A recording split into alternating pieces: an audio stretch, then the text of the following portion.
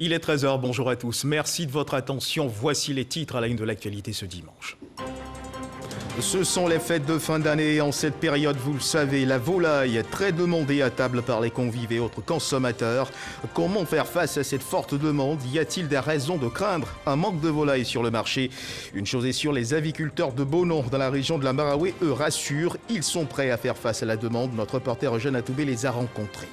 Lutte contre la Covid-19, la campagne de vaccination contre la maladie commence officiellement ce dimanche dans les 27 pays de l'Union européenne. Les doses du premier vaccin autorisé, celui de Pfizer et BioNTech, ont été acheminées sous bonne garde dans les pays. C'est d'abord aux personnes fragiles et aux soignants qu'elles seront administrées.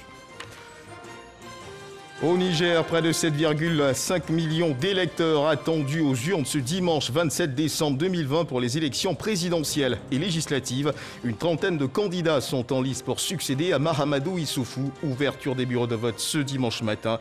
Sur place à Niamey, notre équipe de reportage composée de Sidonie Davila et Karia Dama. Nous essaierons d'entrer en contact avec eux. Voilà pour l'essentiel. Oui, bonjour à tous. Nous sommes le 27 décembre 2020, plus que quelques jours avant de basculer dans la nouvelle année. Instant pour beaucoup de faire le bilan des actions engagées et d'envisager les défis à relever afin d'établir l'acte de naissance des actions à venir. Et c'est à ce type d'exercice que nous allons nous livrer aujourd'hui dans le quai du magazine de ce dimanche avec le premier responsable d'une entreprise que vous connaissez bien, la Sotra, la Société des Transports Abidjanais, créée le 16 décembre 1960. L'entreprise assure la gestion des transports urbains d'Abidjan et de sa lieu via ses lignes d'autobus et de bateau-bus. 60 ans d'existence, c'est énorme dans la vie d'une entreprise et selon certaines estimations, d'ici à 2050, Abidjan abritera plus de 10 millions d'habitants. Certes, nous n'y sommes pas encore, mais comment l'entreprise s'organise pour faire face aux défis de la mobilité à Abidjan? Pour en parler, nous recevons à ce 13 h le directeur général de la Sotra, M. Meïté Bouaké. Monsieur le directeur général, bonjour. Bonjour, monsieur. Merci d'être avec nous sur ce plateau. Merci à vous. Je vous retrouve dans une trentaine de minutes pour aborder le thème annoncé. Mais avant, Monsieur le Directeur Général, eh bien, suivons ensemble ce regard de notre reporter Eugène Atoubé qui s'est invité dans les fermes avicoles de Bonon, localité située dans la région de la Maraoué. Ce sont les fêtes de fin d'année et en cette période, vous le savez, la volaille est très demandée à table par les convives. Et si l'on s'en tient à la fois des aviculteurs de cette localité, on peut dormir tranquille. Ils rassurent, ils sont prêts pour satisfaire la forte demande de volaille des populations. L'enjeu de cette offre, relancer leur activité plombée pendant plusieurs mois du fait de la Covid-19. Fête de Noël et de Nouvel An, ici et là, les aviculteurs sont à pied d'œuvre pour doper leur production en vue d'une offre quantitative et qualitative sur le marché, comme ici, dans cette exploitation fermière à Bonon, localité située dans la région de la Maraoué.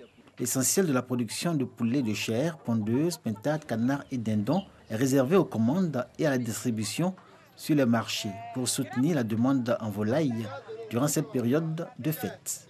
Ils ont tous aujourd'hui. On va les laisser pour qu'ils ne caillent à 2 kg ou 3 kg sur la fête pour qu'on puisse les libérer. Une centaine de mètres plus loin, une autre ferme tenue par une dame.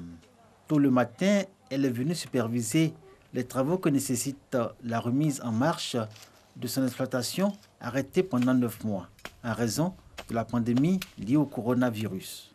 Vers le milieu de l'après-midi, visite à la ferme du voisin Ali. Dame Sarah découvre ses installations, le travail qui y est réalisé et se fait expliquer la stratégie mise en place pour la satisfaction du marché de volaille pour la Noël et le Nouvel An. Nous-mêmes, là, on produit l'aliment ici. Il y a des sociétés qui nous donnent les concentrés. On prend leurs produits et puis on mélange avec maïs. En fonction des poulets que vous avez, on te propose l'aliment. Si tu commences en démarrage jusqu'en vente, en 28 jours, si les poulets sont arrivés le 28, le 2, le 31, ils peuvent vendre. Donc, à partir du 31, déjà, elle peut atteindre 1,8 kg, 2 kg. J'ai dû abandonner la ferme par rapport à la crise. Et donc, puisque je veux me relancer, je suis venu voir M. Ali dans ce sens. Et puis échanger avec lui et voir dans quel sens il peut m'aider. Pour Dame Sarah, le temps est compté. Mettre les bouchées doubles afin que sa ferme soit opérationnelle et capable de proposer une offre en volaille en réponse à la forte demande des populations durant cette période de fête. Grâce au conseil avisé du voisin Ali qui l'a assuré de lui fournir l'aliment de bétail et l'expertise de son personnel. L'optimisme de Dame Sarah d'une reprise de son activité grandit au fil des jours. Aujourd'hui, L'avicultrice de Bonon croit fermement à un relèvement économique avec pour point de départ ce mois de décembre. Il y a des composés d'aliments qui peuvent permettre aux poussins de vite évoluer pour qu'on puisse les vendre à temps. Nous nous préparons au niveau de la prophylaxie, donner des médicaments aux poulets, désinfecter les environnements et mieux préparer, n'est-ce pas, la fin de l'année et servir la population. C'est à la sortie de la ville de Bonon, en direction de Daloa, que se trouve la ferme de Wea. Cet intendant au collège moderne de Bonon a fait de l'aviculture sa passion, une activité annexe grâce à laquelle il peut assurer sa retraite. Frappé par la Covid-19 au même titre que ses pairs agriculteurs de la région, il compte sur les 2 fêtes à venir pour repartir de plus belle et atteindre ses objectifs. Surtout que les vendeurs et revendeurs de volailles expriment une très forte demande. Les belles, quand il fait aller ainsi, ils bloquent d'abord. Jusqu'à le 25, jusqu'à 30-31. Tu dis ton prix. Nous aussi, on a dit notre prix. Si on tombe d'accord, il peut dire de me garder quantité, me garder 100 ou bien tu me gardes 1000. C'est déjà signé, c'est retoqué.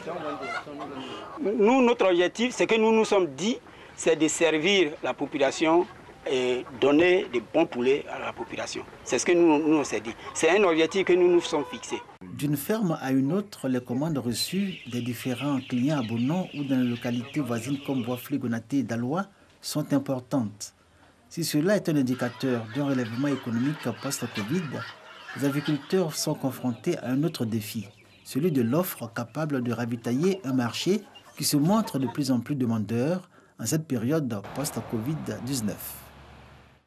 Et voilà qui rassure, il y aura de la volaille sur le marché. Et dans quelques jours, l'année 2020 passera le témoin à l'année 2021. Je vous invite donc à l'occasion des vœux qui seront présentés, je vous invite à suivre ce communiqué qui informe de dispositions particulières prises à cet effet à Boussanogo. La cérémonie de présentation des vœux de Nouvel An à son Excellence M. Alassane Ouattara, président de la République, aura lieu le mardi 5 janvier 2021 de 9h à 12h30 au palais de la présidence de la République selon l'ordre du passage ci-après. De 7h30 à 8h30, installation des hautes personnalités de l'État. Monsieur le Premier ministre, chef du gouvernement, ministre de la Défense, Monsieur le Président de l'Assemblée nationale, Monsieur le Président du Sénat, Mesdames et Messieurs les présidents des institutions de la République, Monsieur le ministre d'État, secrétaire général de la présidence de la République, Messieurs les ministres à la présidence de la République, Monsieur le ministre des Affaires étrangères, Madame la ministre de l'Éducation nationale, de l'enseignement technique et de la formation professionnelle, Monsieur le garde des Sceaux, ministre de la Justice et des Droits de l'Homme, Monsieur le ministre de l'Agriculture et du Développement durable, Monsieur le ministre de l'Intérieur et de la Sécurité, Monsieur le ministre de l'Économie et des Finances, Madame la ministre de l'Assainissement et de la Salubrité, Madame la ministre de la Culture et de la Francophonie, Monsieur le ministre de la Réconciliation nationale, Messieurs les ministres, gouverneurs des districts autonomes d'Abidjan et de Yamoussoukro. De 9h à 9h20, présentation des vœux, groupe 1. Mesdames et Messieurs les chefs de mission diplomatiques, Monsieur le coordonnateur résident du système opérationnel des Nations Unies, Monsieur le chef de la délégation de l'Union européenne, Madame la représentante spéciale du président de la Commission de l'Union africaine, Monsieur le représentant résident de la CEDEAO, Madame la représentante résidente du PNUD, Monsieur le représentant résident de l'UEMOA, Monsieur le secrétaire exécutif du Conseil de l'Entente, Monsieur le président du groupe de la BAD, Monsieur le représentant résident du FMI, Madame la représentante résidente de la Banque mondiale, Monsieur le représentant résident de la SFI, Monsieur l'administrateur pour la Côte d'Ivoire au groupe de la BAD, Monsieur le directeur national de la BCAO, Monsieur le représentant résident de la BOAD, Mesdames et Messieurs les consuls honoraires, Monsieur le secrétaire général du ministère des Affaires étrangères. 9h20, 9h50, présentation des vœux, groupe 2. 5 représentants par institution ci-après. Assemblée nationale, Sénat, Conseil constitutionnel, Cour de cassation, Conseil d'État, Cour des comptes, Conseil économique, social, environnemental et culturel, Grande Chancellerie, Médiature de la République, Commission électorale indépendante, Haute autorité pour la bonne gouvernance, Inspection générale d'État. Madame le procureur général près la Cour de cassation et le Conseil d'État. Messieurs les premiers avocats généraux des parquets généraux près la Cour de cassation, le Conseil d'État et la Cour des comptes. Mesdames et messieurs les premiers présidents des cours d'appel d'Abidjan, de Bouaké, de Daloa et de commerce d'Abidjan. Messieurs les procureurs généraux près les cours d'appel d'Abidjan, de Bouaké, de Daloa et de commerce d'Abidjan. Monsieur le président du tribunal de première instance d'Abidjan. Mesdames les présidents des tribunaux de première instance de Yopougon et de commerce d'Abidjan, Messieurs les procureurs de la République près les tribunaux de première instance d'Abidjan, de commerce et de Yopougon. 9h50, 10h20. Présentation des vœux, groupe 3. Mesdames et messieurs les préfets des régions, Mesdames et messieurs les présidents des conseils régionaux, le bureau de l'Union des villes et communes de Côte d'Ivoire, messieurs les maires du district d'Abidjan, monsieur le maire de la commune de Yamoussoukro, Mesdames et messieurs les présidents ou secrétaires généraux des partis et groupements politiques. 10h20, 10h50, présentation des vœux. Groupe 4. Monsieur le général de corps d'armée, chef d'état-major général des armées. Monsieur le général de corps d'armée, commandant supérieur de la gendarmerie nationale. Monsieur l'administrateur général, directeur général de la police nationale. Monsieur le directeur général des douanes. Monsieur le directeur général des affaires maritimes et portuaires. Madame la directrice générale des forêts et de la faune et leurs collaborateurs. 10h50, 11h20. Présentation des vœux. Groupe 5. Monsieur le président de l'Académie des sciences, des arts, des cultures d'Afrique et des diasporas africaines, ASCAD. Madame et messieurs les présidents des universités publiques de Côte d'Ivoire. Madame la présidente du Conseil national des droits de l'homme de Côte d'Ivoire, messieurs les présidents des autorités de régulation, messieurs les présidents des chambres consulaires, mesdames et messieurs les présidents du Conseil d'administration et directeurs généraux des sociétés d'État, messieurs les présidents de la Confédération générale des entreprises de Côte d'Ivoire, CGC, et de la Fédération ivoirienne des petites et moyennes entreprises, monsieur le président de l'Association professionnelle des banques et établissements financiers de Côte d'Ivoire, monsieur le président de l'Association des sociétés d'assurance de Côte d'Ivoire, monsieur le bâtonnier de l'Ordre des avocats de Côte d'Ivoire, mesdames et messieurs les présidents des ordres et organisations professionnelles, monsieur le président de la Chambre nationale des commissaires de justice, monsieur le président de la Chambre nationale des commissaires priseurs, messieurs les secrétaires généraux des centrales syndicales, UGTCI, Dignité, Humanisme, FESACI, UNATRCI, monsieur le président de la Ligue ivoirienne des droits de l'homme, LIDO, monsieur le président du mouvement ivoirien des droits de l'homme, MIDH, monsieur le président d'Action pour la protection des droits de l'homme, APDH. 11h20, 11h50, présentation des vœux, groupe 6. Monsieur le vice-président et 30 membres du directoire de la Chambre nationale des rois et chefs traditionnels. Monsieur le président et 30 membres du Forum national de confession religieuse. Monsieur le président et 30 membres du Conseil supérieur des imams, COSIM. 12h, fin de la cérémonie. Notez bien, les personnalités ci-dessus citées sont priées de se présenter à la cérémonie 30 minutes au plus tard, avant l'horaire de passage indiqué. Les cartons d'invitation sont à retirer au ministère des Affaires étrangères auprès de la Direction générale du protocole d'État du lundi 28 au mercredi 30 décembre 2020, de 9h à 17h. Voilà, et en attendant que l'année 2021 marque sa présence, nous sommes encore dans la période des fêtes. Et du côté de Adzopé, cette année encore, la Fondation Kania a accordé un Noël magique aux enfants démunis de la région de Lamé.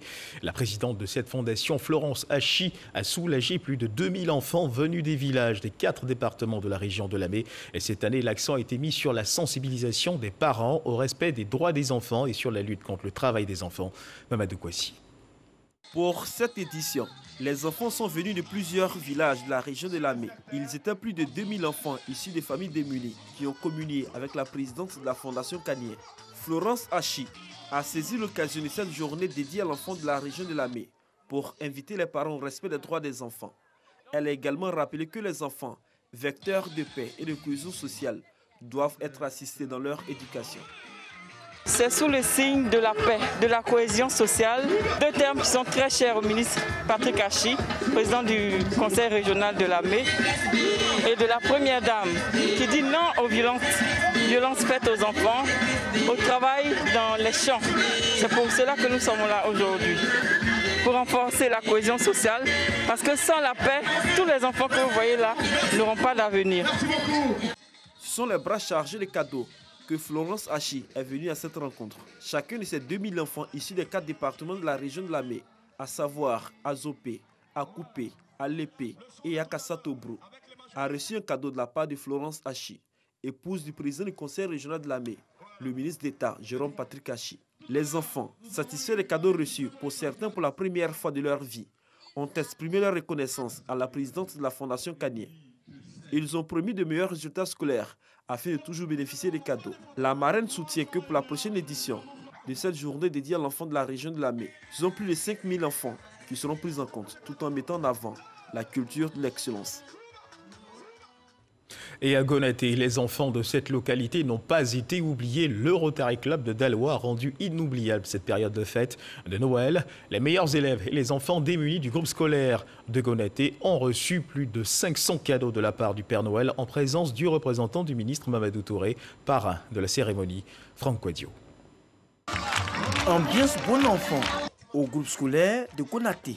La raison. Cet établissement est visité par le Rotary Club International, section Daloa. Cette fois-ci, ce n'est pas dans le cadre du projet de réhabilitation des latrines de l'école dont il a la charge. Les hôtes du jour, sans déroger à la tradition, en cette période de Noël, sont venus les bras chargés. Objectif, apporter du sourire, un peu d'attention et d'amour à ces tout-petits. Nous sommes là pour mettre un sourire sur un visage, dire à la population de Gonaté que le Rotary Daloa Centre-Ouest est dans leur localité pour essayer de les aider à rendre un tant soit peu les enfants heureux. Plus de 500 cadeaux sont distribués. Les bénéficiaires sont les premiers de chaque classe afin de créer une saine émulation au sein des élèves ainsi que des enfants issus de familles démunies en majorité. Des instants magiques. Une action de solidarité saluée par les autorités éducatives et le représentant du ministère de la Promotion de la Jeunesse et de l'Emploi des Jeunes, le parrain. Je leur dis merci au nom du ministre Mamadou Touré pour l'effort qu'ils ont fait pour nos enfants, nos petits-enfants. Vraiment, on voit qu'il y a la joie dans leur cœur pour ces cadeaux-là. Cette organisation de bienfaisance n'est pas à sa première action à Gonaté. Plusieurs autres sont annoncés, entre autres des dons aux couches vulnérables, l'adduction de la ville en eau potable, des opérations de planting d'arbres et des dons de sang. Et en cette période de fête, il ne faut surtout pas baisser sa vigilance. La Covid-19 continue de sévir en Côte d'Ivoire.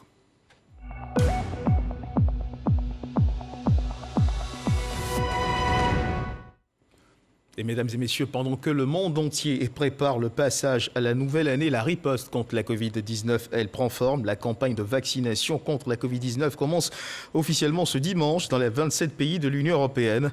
Les doses du premier vaccin autorisé, celui du Pfizer-BioNTech, ont été acheminées sous bonne garde dans les pays et c'est d'abord aux personnes fragiles et aux soignants qu'elles seront administrées. Un signe d'espoir en cette fin d'année de pandémie mondiale.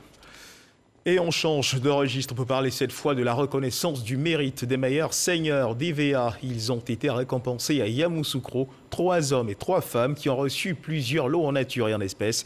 Avec la promesse d'une assistance technique, c'était au cours de la 3e édition des Journées de l'encadreur d'EVA, organisée par le Fonds interprofessionnel pour la recherche et le conseil agricole, le FIRCA. Jean-Louis Bango. Point d'orgue des Journées de l'encadreur d'EVA, le concours du meilleur seigneur qui a réuni les professionnels de cette spécialité venus des 4 coins du pays. Le concours s'est déroulé en 2 étapes, à savoir la saignée sur un morceau de bois sec et la saignée en plantation d'EVA. Les lauréats ont été récompensés au thème d'une journée de compétition. Dans la rapidité, il a été le premier là-bas. Dans l'ouverture aussi, même chose, ils ont mesuré, on dit c'est bon. Il n'y avait pas faute aussi, donc c'est ce qu'on cherche aussi. Si tu décides de faire quelque chose que tu l'aimes, vraiment, cette chose-là, ça te permet d'être premier toujours. Des lots en nature et en espèces pour les lauréats, mais également des trophées. L'organisation de ce concours et de ces journées vise à partager les résultats techniques obtenus dans le cadre de l'assistance technique aux planteurs d'EVA. Nous avons des formations que nous faisons chaque mois. Et donc, à l'issue de l'année, au cours de l'année, il y a des centaines de seigneurs, des centaines de milliers de seigneurs qui sont formés. C'est vrai que pour l'instant, on n'arrive pas à couvrir parce que la main-d'œuvre se fait rare et très forte, étant donné qu'on a beaucoup plus de plantations. Donc c'est pour ça qu'on continue de les encourager. Faire également des propositions d'amélioration, aussi bien des prestations d'encadrement que du système d'évaluation mis en place. Rappelons que la politique d'assistance technique qui associe aussi bien le FIRCA et l'Association des professionnels du caoutchouc naturel de Côte d'Ivoire, APROMAC, s'exécute dans 18 zones et véhicules du pays. L'accent est mis notamment sur la formation initiale à la saignée. Du côté de Bouaké, le Conseil national des jeunes de Côte d'Ivoire de la ville a organisé la 3e édition de la Nuit de l'Excellence. Les meilleurs jeunes qui se sont illustrés dans les domaines de la paix, du civisme, de l'entrepreneuriat et du commerce sont récompensés. Cette activité s'inscrit dans le cadre de l'exécution du plan d'action 2019-2020. Elle marque également la fin des activités du Conseil au titre de l'année 2020. Le reportage de Soro Corona. Ces diplômes d'encouragement et ces prix symboliques sont décernés à des personnes physiques et morales qui constituent des modèles, des jeunes et des structures de jeunesse qui se sont illustrés dans les domaines de la paix, de l'éducation, du civisme, de l'entrepreneuriat et du commerce. Des prix qui invitent les bénéficiaires à redoubler d'efforts dans les différents secteurs d'activité. Je lance un message à l'ensemble des jeunes Ivoiriens pour leur dire nous pouvons nous discuter. Lorsqu'on finit de cette discussion, ce qui doit ressortir, c'est le vivre ensemble et c'est la paix. Mon engagement associatif et surtout mon implication dans les actions communautaires sont vraiment suivis et que ça a vraiment eu de l'impact. Nous entendons mettre les bouchées doubles l'année prochaine pour essayer de maintenir toujours cette place à défaut d'avoir d'autres prix. Cette nuit de l'excellence du Conseil national des jeunes de Côte d'Ivoire, CNJCI Bouaké est à sa 3e édition. Cette activité s'inscrit dans le cadre de l'exécution du plan d'action 2019-2020. Elle marque également la fin des activités du Conseil au titre de l'année 2020. Le Conseil national des jeunes, qui est une institution de la jeunesse, vient ici pour aider l'État de Côte d'Ivoire en ce qui concerne l'encadrement des jeunes. Donc, s'il y a des secteurs que nous avons observé que ces jeunes-là se sont démarqués de par les actions naturellement, nous décernons ces prix à ces personnes. Les autorités administratives et politiques ont encouragé cette célébration qui permet aux jeunes de se révéler. Notre souhait, c'est qu'ils puissent, en tout cas de leur position aujourd'hui, être des ambassadeurs pour que la Côte d'Ivoire puisse être en paix. La Nuit de l'Excellence a été lancée en 2018 avec 3 prix. L'initiative vise à instaurer une saine émulation entre les jeunes afin de détecter des modèles. Ils sont admis à faire valoir leur droit à la retraite et sont honorés pour l'occasion. La Marine nationale a organisé la 19e édition du Farewell, qui est une fête en l'honneur des marins, justement admis à faire valoir leur droit à la retraite pour l'édition 2020. Ce sont 21 officiers de service qui quittent la marine pour la vie civile. Avant leur départ, ils ont été décorés par le chef de l'état-major général des armées, Lassina Doumbia. Le reportage de Abou Sanogo. Plateau d'appel de la base navale d'Abidjan. 19e édition du Farewell 2020, où la cérémonie de revoir aux marins appelés à faire valoir leur droit à la retraite. 21 officiers mariniers, débarquent définitivement du navire ivoire qu'ils ont servi pendant plusieurs décennies. Ils ont contribué à écrire les belles pages de l'histoire de la marine nationale. Avant de retourner à la vie civile, leur mérite a été célébré. Ils ont été respectivement élevés au rang d'officiers de l'ordre du mérite maritime et chevaliers de l'ordre du mérite maritime par le chef d'état-major général des armées, le général du corps d'armée Lassina Doumbia, pour les services rendus avec abnégation, dévouement et loyauté à leur pays. Amiral, chers marins, nous avons tous eu un réel et immense plaisir à vivre et à travailler avec vous. À vous les marins, je voudrais vous inviter à prendre soin du flambeau que nous vous passons. Tout ce que vous faites, faites-le pour la grandeur de la marine nationale. Tout ce que vous entreprenez, entreprenez-le pour la préservation des valeurs de la marine nationale, à savoir la solidarité, la fraternité, le goût du travail, la discipline et la loyauté envers les institutions de la République. Le chef d'état-major de la marine nationale, le contre-amiral Nguessan Kwame Célestin, a traduit toute sa fierté à ses agents sur le départ pour les décennies de services rendus à l'institution et a invité les jeunes marins à s'inspirer du travail qu'ils ont abattu. Les officiers mariniers dont nous fêtons le départ aujourd'hui sont au nombre des militaires exemplaires qui ont servi avec dévouement l'État de Côte d'Ivoire. Je suis fier de les citer en exemple à la jeune génération qui doit s'inspirer de leur goût du travail bien fait, de leur sens de la discipline et du devoir, ainsi que de leur disponibilité constante. Direct. Au niveau de responsabilité, la bonne pierre pour la construction de l'outil naval. Eux ont œuvré au rayonnement de la marine nationale dans le cadre de l'action de l'État en mer. Et pour cela, ils ont été élevés au rang d'officier du mérite maritime. Notons qu'à cette célébration de la 19e édition du Farewell 2020, le contre-amiral Nguessan Kwame Célestin, chef d'état-major de la marine nationale, et le général Alexandre Apalo Touré, commandant supérieur de la gendarmerie nationale, ont été faits commandeurs dans l'ordre du mérite maritime par le chef d'état-major général des armées, le général de corps d'armée Lassina Doumbia. Voilà à l'instant le reportage d'Abou Sanogo. Et puis mesdames et messieurs, direction à présent le Niger, où près de 7,5 millions d'électeurs nigériens sont attendus aux urnes ce dimanche 27 décembre.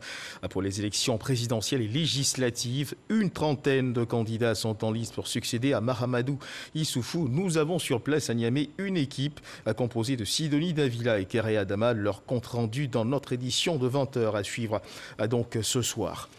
On vote également en Centrafrique ce dimanche pour élire le président et les députés, mais dans un contexte plutôt tendu. Des groupes armés réunis au sein d'une coalition afin d'empêcher ces élections ont entamé une descente vers la capitale Bangui. De violents combats ont éclaté à l'intérieur du pays où la tenue du scrutin demeure incertaine en raison des menaces et de la peur instaurée ces derniers jours. Et voici venu à présent l'instant magazine de ce dimanche. Nous disions à l'entame de cette édition une certitude presque scientifique. En 2050, Abidjan abritera plus de 10 millions d'habitants. Aujourd'hui, la ville en compte presque 5 millions.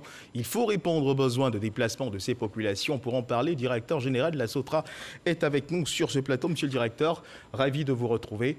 Voici venu pour nous le moment d'échanger sur la question précisée à l'entame de cette édition. La SOTRA face au défi de la mobilité urbaine. Que vous inspire cette question? Merci bien.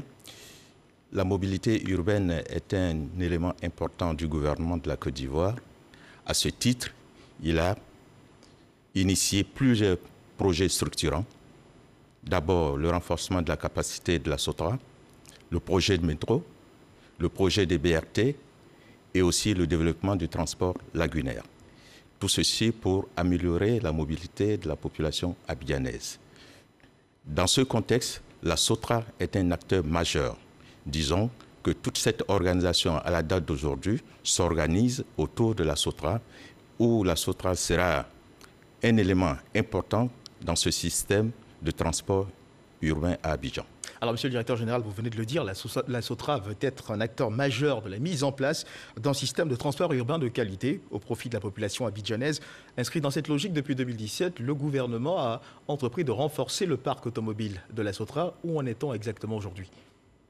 Effectivement, depuis 2017, le gouvernement, par rapport à la vision du président de la République, a engagé le renforcement de la capacité de la SOTRA à raison de 500 autobus par an. En 2017, nous avons reçu 500 autobus. En 2018, 500 autobus. 2019, 500 autobus ont été aussi acquis. Mais je peux vous dire qu'en 2020, il reste encore, pour le troisième lot, 200 autres autobus à acquérir parce que, à cause de la Covid, la situation n'a pas été rose pour les constructeurs. Nous avons pris un petit retard. Donc, ceci va être résorbé en 2021. Il faut ajouter à cela que le quatrième lot de 500 autobus, toutes les procédures administratives ont été réglées, les contrats commerciaux ont été signés, les accords financiers ont été signés. Donc, à ce niveau-là, très bientôt, nous allons recevoir d'autres nouveaux autobus, d'autres constructeurs qui vont porter le parc de la SOTRA à 2000 autobus. Alors, monsieur le directeur général, je voudrais vous inviter à suivre cet élément de notre reporter Lanciné Bakayoko qui fait justement focus sur le thème dont nous sommes en train de parler, le défi de la mobilité urbaine à Abidjan pour la SOTRA. Aujourd'hui à Abidjan, parmi les tracas quotidiens de la vie urbaine se trouvent le coût et le temps perdu dans les transports. Difficile d'imaginer une ville productive et efficiente quand les déplacements sont lents et onéreux. Selon une étude publiée le 21 février 2019 par la Banque mondiale, les ménages les plus pauvres à Abidjan, quand ils ne renoncent pas à se déplacer, dépensent en moyenne 20 à 30% de leurs revenus dans les transports et passent 200 minutes par jour à les utiliser ou les attendre. À ces coûts s'ajoutent les pertes de compétitivité pour les entreprises, ainsi que l'insécurité et la pollution. Le même rapport estime que le manque de mobilité au sein de l'agglomération d'Abidjan fait perdre jusqu'à 4 à 5% de son revenu national à la Côte d'Ivoire. Améliorer la mobilité urbaine devient donc un impératif économique et social pour la Côte d'Ivoire et particulièrement pour Abidjan. Dans ce sens, l'adoption du plan d'aménagement du Grand Abidjan en 2016 est une avancée importante. Toujours selon la Banque mondiale, il sera tout aussi important d'articuler cette vision de l'espace urbain autour d'un réseau de transport moderne et intégré. Parce que 80% des déplacements urbains se font encore à pied et dans des transports non conventionnés, en l'occurrence les taxis collectifs et autres minibus. Le projet, c'est de donner la priorité à des modes de transport de masse sur les axes principaux de l'agglomération, comme les lignes de métro et de bus à haut niveau de service, car eux seuls pourront réduire les coûts et les embouteillages. En parallèle, l'accès des usagers au premier kilomètre en dehors de leur foyer devra être facilité par une réorganisation des transports non conventionnés et de la compagnie publique Sotra. La Sotra aujourd'hui a ouvert de nombreux chantiers pour faire face aux défis de la mobilité urbaine. Alors, monsieur le directeur général, dans cet élément de Lansing Bakayoko, l'on mesure l'engagement du gouvernement dans le renforcement des capacités de la Sotra. Et puis, on le sait, 2020 a été une année marquée par la Covid-19. Tous les secteurs d'activité ont été touchés. Comment la Sotra a-t-elle fait face à la Covid-19 ? Je voudrais vous dire qu'à travers l'élément que nous avons vu tout à l'heure, vous avez vu l'engagement du gouvernement à mettre en place un système de transport de masse performant au bénéfice de la population abidjanaise. Donc c'est dans ce cadre que nous nous situons aujourd'hui au niveau de la Sotra pour faire d'Abidjan une capitale émergente avec un système de transport public urbain émergent. Pour revenir à la question de Covid, vous avez constaté qu'en début d'année 2020, nous avons été les premiers à prendre des mesures vigoureuses pour appliquer les mesures barrières édictées par le gouvernement, à savoir la désinfection des autobus, le port des masques obligatoire, la réduction du nombre de passagers par autobus qui a été acté par arrêté ministériel où on nous demandait par ces tests-là d'avoir au maximum 45 personnes par autobus, chose que nous avons appliquée et jusqu'à la prise de nouveaux tests, ces dispositions sont toujours en vigueur. Aujourd'hui, nous prévoyons la distribution, nous continuons la distribution des masques dans les autobus. Si vous avez accès à nos installations et que vous n'avez pas de masques, nous vous donnons des masques et nous vous recommandons, une fois à l'intérieur des autobus, de ne pas engager des conversations et d'éviter de se rapprocher, et ceci pour lutter contre la propagation de la Covid-19. Alors, monsieur le directeur général, comment est-ce que les usagers ont réagi face à ces mesures? Est-ce que tout de suite, elles les ont épousées? Vous savez, la crise sanitaire, c'est une question de survie. Toutes les personnes en vie ne veulent pas mourir immédiatement, ne veulent pas mourir tout de suite. Donc, nous les avons sensibilisés pour dire que ça n'arrivait pas qu'aux autres. Il faudrait mettre en pratique les mesures édictées par le Conseil national de la Côte d'Ivoire, à savoir respecter les mesures barrières et éviter que ce virus se propage à l'intérieur de la Côte d'Ivoire. Vous avez vu que même au niveau national, Abidjan, à un moment donné, a été isolé de l'intérieur. Donc, nous avons sensibilisé les clients. Ils ont compris, ils ont accepté de se plier aux mesures barrières qui ont été édictées par le Conseil national et appliquées par la Sotra.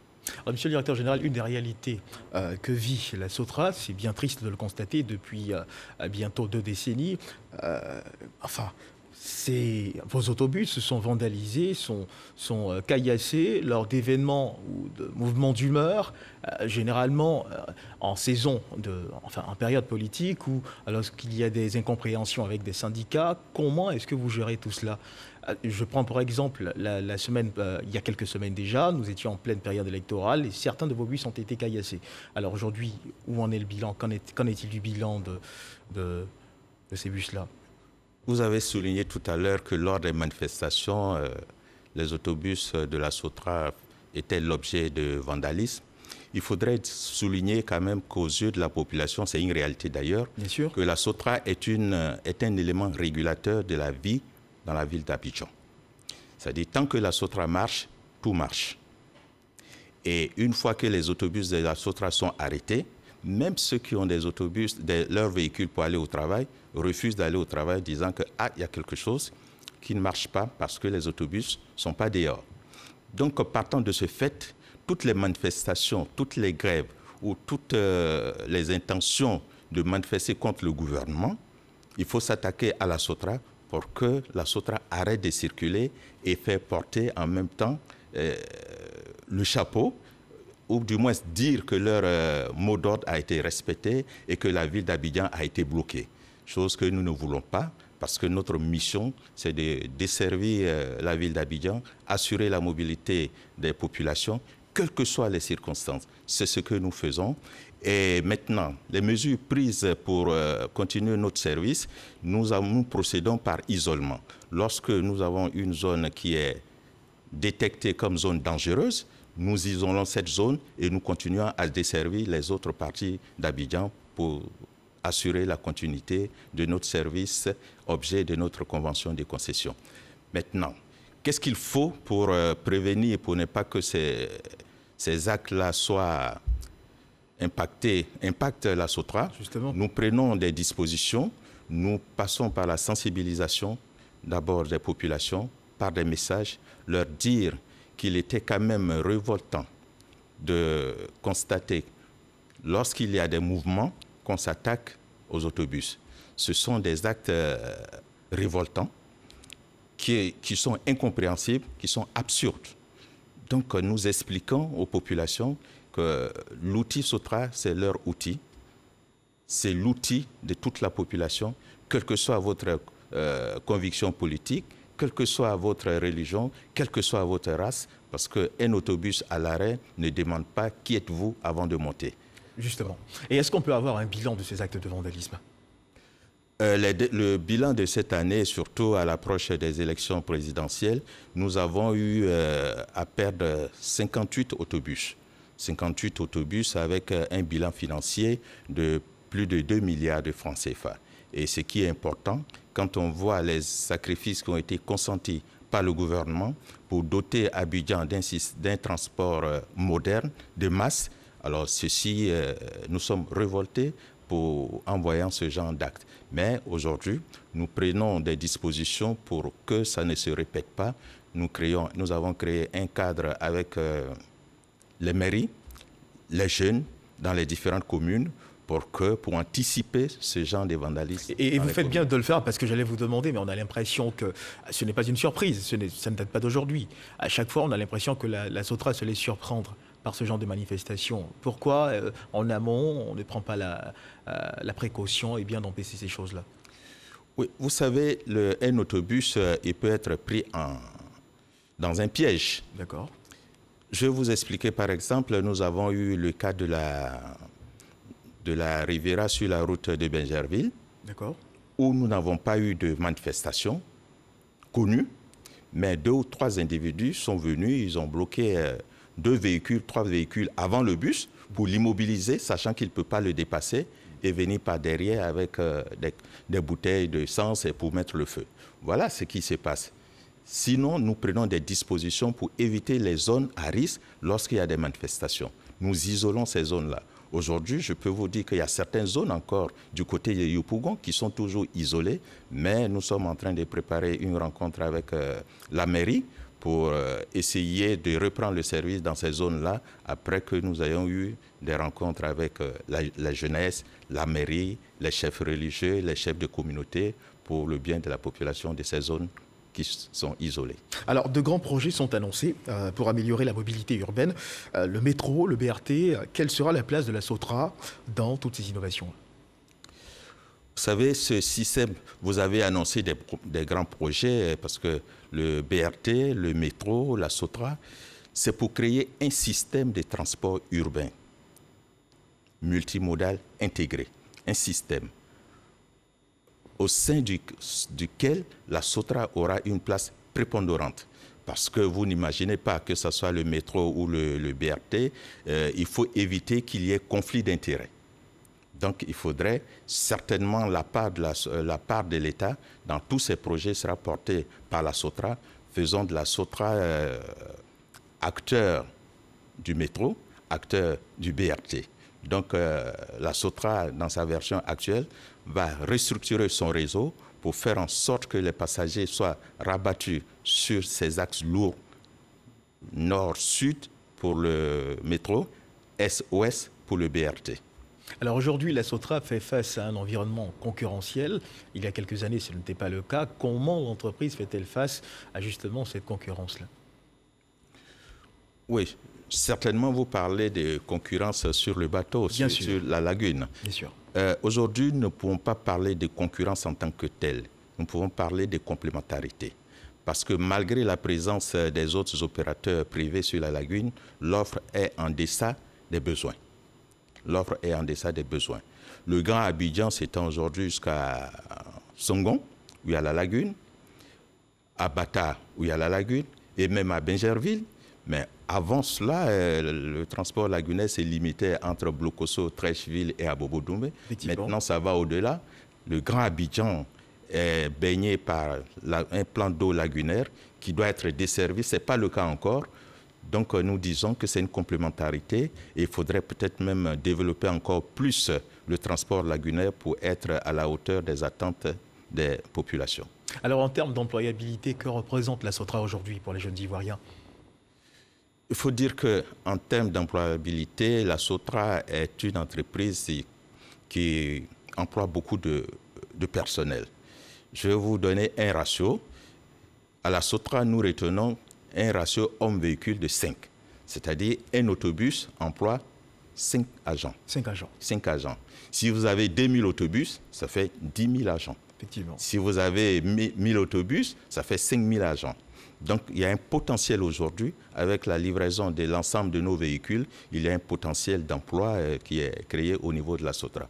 En plus de cela, il faudrait quand même dire qu'au niveau de la SOTRA, nous ouvrons nos portes aux étudiants qui viennent valider leur diplôme.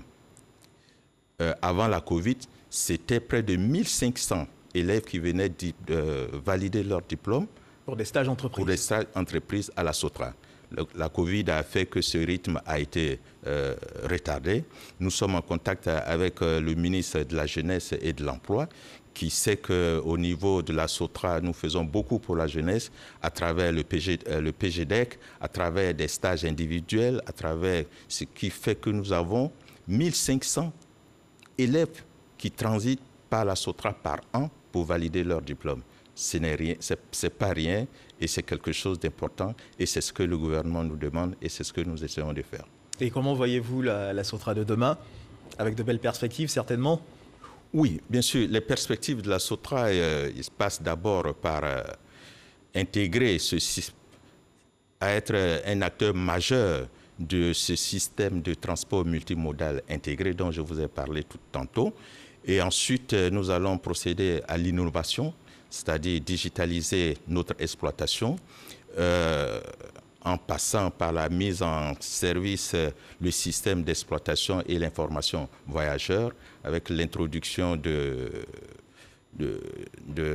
systèmes digitaux qui permettront aux clients de savoir à quel moment leur autobus arrive à l'arrêt et d'avoir des portefeuilles électroniques, de les dispenser de problèmes de monnaie et de valider leurs cartes par des cartes sans contact à l'intérieur de nos autobus. Et ceci sera des actions innovantes pour l'exploitation de la SOTRA. Alors merci Monsieur le Directeur Général. Je rappelle qu'avec vous, nous avons parlé des défis de la mobilité urbaine à Abidjan pour ce qui concerne la SOTRA. Y aurait-il un aspect sur lequel vous aimeriez revenir rapidement avant de conclure? Oui, je voudrais quand même dire merci au gouvernement, au président de la République et à l'ensemble des membres du gouvernement qui soutiennent l'action de la SOTRA pour les actions d'amélioration des conditions des populations, des parents d'élèves, Parce que figurez-vous, lorsque les autobus ne sont pas en circulation, les parents d'élèves sont obligés de dépenser 2000 francs au minimum par élève par jour. Et lorsque la SOTRA marche, c'est 3000 francs par mois. Donc ceci contribue à soulager les parents d'élèves et ça c'est important. Donc c'est pourquoi je voudrais demander aux parents d'élèves de s'adresser à leurs enfants, de ne pas s'attaquer aux autobus, de faire en sorte de protéger ces autobus qui sont à leur disposition. Et aussi dire à la population, à nos clients que la COVID-19 n'est pas terminée, de continuer à respecter les mesures barrières qui sont appliquées à la SOTRA. Il faudrait qu'ils se plient aux exigences des agents de la SOTRA qui les obligent à respecter les mesures barrières, à porter des masques en tout temps dans les gares et dans les autobus. Merci, monsieur le directeur général. Je rappelle, mesdames et messieurs, que nous sommes en ce moment avec le directeur général de la SOTRA, monsieur Meïté Bouaké, avec lequel nous avons parlé du défi de la mobilité urbaine à Abidjan au cas de la SOTRA. Merci, monsieur le directeur général, d'avoir été avec nous sur ce plateau. Je vous retrouve certainement en d'autres circonstances. C'est moi qui vous remercie. Merci. Alors, mesdames et messieurs, pour passer à la nouvelle année dans la gaieté et dans l'humeur, vous le savez certainement, la RTI a un rendez-vous annuel Bonjour 2021. La radiodiffusion télévision ivoirienne, en partenariat avec le district d'Abidjan, a organisé son traditionnel spectacle d'humour Bonjour pour entamer justement cette nouvelle année. Une dizaine d'artistes et de nouveaux et anciens talents ont égayé de nombreux publics du Palais de la Culture de Treichville. Le reportage de notre reporter Issa Chonoyeo à suivre certainement dans nos prochaines éditions. Sur ce, se referment les pages de ce Dimanche Magazine. Merci de nous avoir suivis. Dieu garde la Côte d'Ivoire.